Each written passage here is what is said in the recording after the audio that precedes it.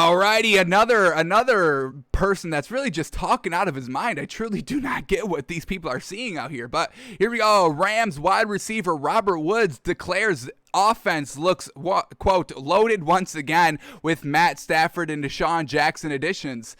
What? It does? It does? Matt Stafford makes this team loaded once again? I'm truly not seeing, the draft, differences that Sean McVay sees between Jared Goff and Matt Stafford. I am not seeing it out there.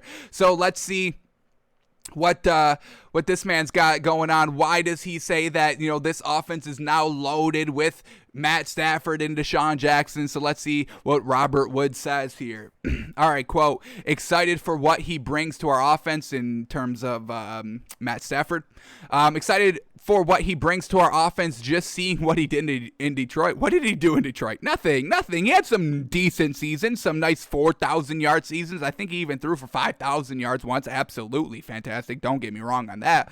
But it didn't translate to wins, and I know that whole organization was just awful the entire time he was there. I truly get that. But at the end of the day, I mean, are we just going to keep making excuses? If you don't have, everything right around you, you can't win the championship, or you can't be more competitive and consistently get to the playoffs, because he couldn't even do that. He couldn't even get to the playoffs consistently. So, I mean, yes, your talent is great, but at some point you have to go a little above and beyond. You have to put it on your shoulders. You have to try and just do everything in your power to try and get more wins out here. Like we said, we know this Lions organization, the coaches, the supporting cast, the general managers really have all just been trashed the last two decades, honestly.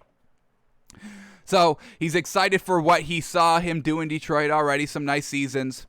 Many passing yards every single season. Yes, he does throw 4,000 yards every single season, basically. But is that more yards than Jared Goff? It's not, folks. It's not. I just did the math, man. So this is what Jared Goff's been doing. Let's just kind of go from 2015 to 2020. What has he been doing these last 5 years?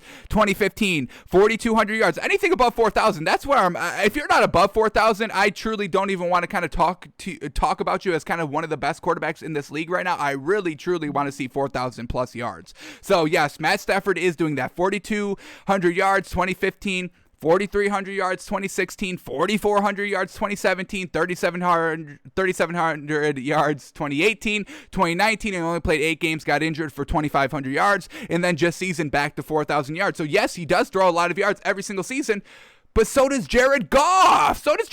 His first year, 2016. He only played 7 games, so we're not going to count that season. His first kind of real season with, playing basically every single game out here, goes for 3,800 yards. Then in 2018, 4,600 yards. 2019, 4,600 yards. And then just this season, a little bit of a setback of 3,900 yards. So he's right up there at 4,000 yards every single season.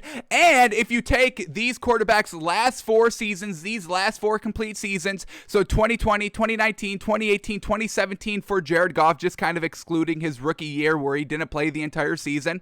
So we've got Jared Goff's last 4 full seasons. He's thrown for 17,082 yards. And if we look at what Matt Stafford did his last 4 full seasons, which would be 2020, not 2019 because he got injured that season, 2018, 2017, and 2016, he's thrown 16,634 yards. So Jared Goff has 400 more yards passing, but Robert Woods says that he's looking forward because Matt Stafford has many passing yards every single season. What are you talking about? Jared Goff does the same thing. He does the same thing. Now, I will give him, but he doesn't bring up this argument in his article, in his quote here. I will give him that Jared Goff does throw more interceptions than Matthew Stafford. That's really where the key difference is between Matt Stafford and Jared Goff. I mean, Jared Goff is having, 13 interceptions that last season, 16, 12 interceptions. So, double-digit interceptions these last 3 seasons, not very good. And Matt Stafford has, 10 interceptions this season, just kind of, on that baseline of double digits. 10, that's the first double digit there is. 2019, he only threw 5 because he didn't play that much. 11, 10 in 2016, 17, 18. So, I mean, Jared Goff, his touchdown interception ratio is really, really not the best here. So, yes, Matt Stafford throws less interceptions, so I will give him that. But in total, we're talking about less yards and everything. So, I don't really get it. I don't get what this man man is truly saying here about Matthew Stafford.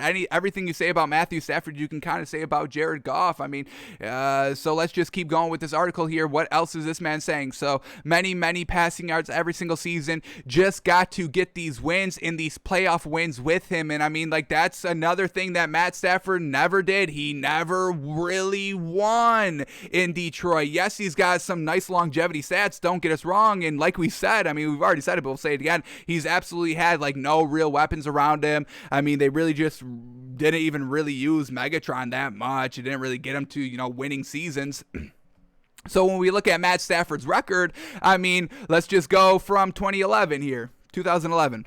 10-6, 4-12, 7-9, 11-5. That was a good year. But then back to 7-9, 9-7, 9-7, 6-10, 5-11 just this season. So he's not a winner. And Jared Goff gives you kind of the same offensive production out here. And we will look at what Jared Goff has done for his career besides his rookie year. So we'll start in 2017. 11-4, 13-3, got to the Super Bowl. 9-7, 9-6. So I mean, he's winning more games than Matt Stafford is. And yes, Jared Goff, maybe has a better coach. We're not really kind of sure on Sean McVay at this moment. We'll know a lot better this season whether Sean McVay can really coach or not, now knowing that he's got kind of a quarterback that he actually wants out there, not Jared Goff. He's got Matt Stafford. So it's not like Matt Stafford's this big old winner. And when we look at his production in the playoffs, he's never won a playoff game. Matt Stafford has never won a playoff game. Jared Goff has gotten you to the big game. Yes, he did not show up in that game. They only scored like 3 points. I get it. But at the end of the day, he got you to the game. Same thing with Jimmy Garoppolo. He got you to the game. He was winning in that game,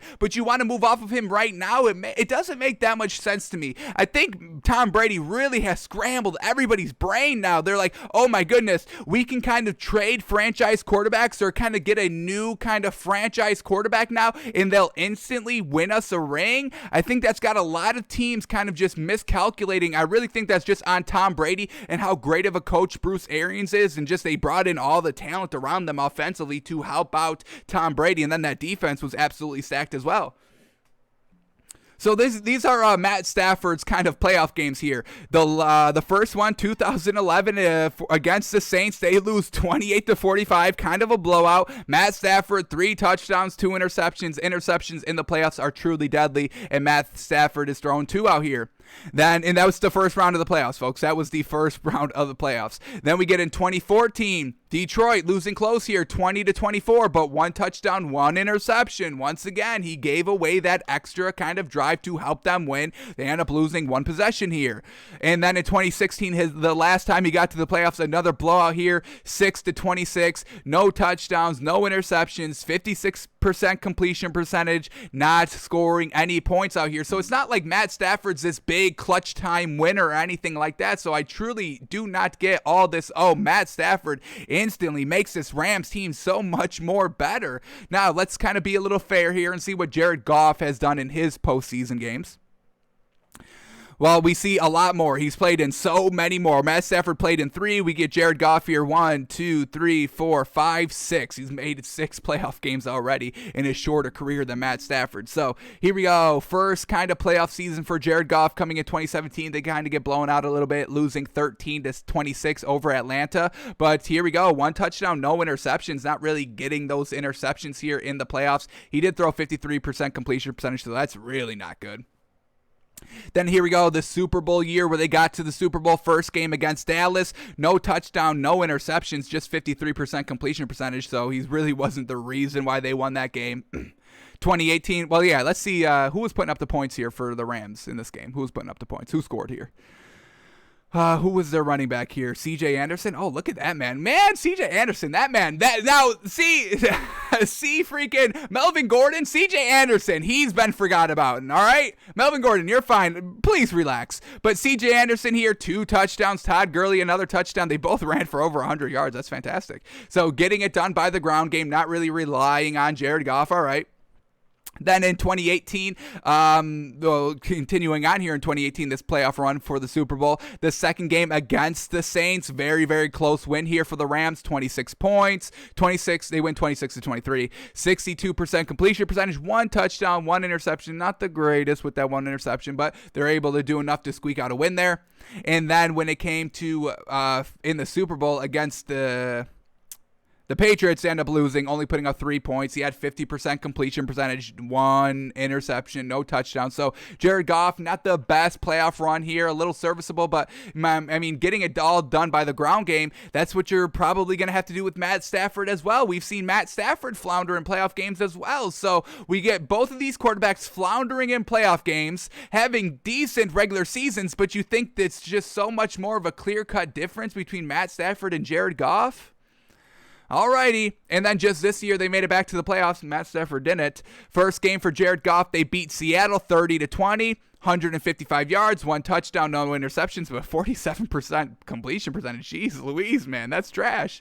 And then they get to the Green Bay Packers in the second round of the playoffs here. They lose 18-32, a little bit of a blowout, but he had, a 77% completion percentage. Finally, his best game, his best playoff performance, and 1 touchdown, no pick, just not really going deep down the field a lot here with only 174 yards. So Jared Goff, not the greatest in the playoffs, but we see him a little serviceable. He was kind of able to be a game manager when he was out there in that kind of playoff run. So he's won more playoff games than Matt Stafford. Matt Stafford has never really clutched it up in the playoffs, but somehow he's so much leaps, bounds better than Jared Goff for some reason. I'm truly not seeing it that much, honestly. All right, let's see. Anything else by Robert Woods here? Anything else? I think that was it. Really, his addition to our offense, adding Deshaun Jackson, our offense is looking loaded once again. With Deshaun Jackson, yes, it's a little loaded, a little reloaded here. I mean, Deshaun Jackson is still kind of fast. He's still serviceable in the kind of run game, the deep threat ability, because he can still run. Not as fast as he used to. I mean, he's having, ankle issues basically every single year he's playing. But yeah, I mean, I don't really get it, man. This is going to be a great season. I cannot wait. I truly cannot freaking wait. Once again, so many storylines. Just again, last season, when we were going into last season, talking about all the great storylines of potentially Drew Brees' last year, and it ended up to be, and unfortunately not the result he wanted. We were talking about, Aaron Rodgers versus Tom Brady in the same division. That played out live in front of us. Tom Brady winning a ring his first year. Patrick Mahomes, the Patriots, all those storylines, and it turned it out to be kind of a great year of those storylines. Now we have this season going into this season with these storylines of everybody kind of trading their quarterbacks, getting rid of kind of their franchise guys, potentially the 49ers in this draft. The Rams and the Lions switching quarterbacks. Sean McVay last season to try and, kind of prove that he's a good head coach. Same thing with Matt Nagy and the Bears. How can he look with Andy Dalton? Probably not good either. So everybody's going wild at quarterback position right now because of Tom Brady. Tom Brady did it, folks. He is the Steph Curry of the NFL, honestly changing the game forever. He's one of the greatest to ever do it, and he's changing the game. He's easily the greatest quarterback of all time. I think we have to give it up for him at this point. Everybody's scrambling. Everybody's kind of throwing caution to the wind now. You didn't work out for 1 year. You're getting out of here. If you're not working out year 1, we just saw Tom Brady do it. So get out of here. You didn't work. We'll try again. We'll start over again and try it again. But if you're not working out year 1, you got to get out of here. So good luck. Good luck, Matt Stafford and Sean McVay. Hopefully y'all can get it done.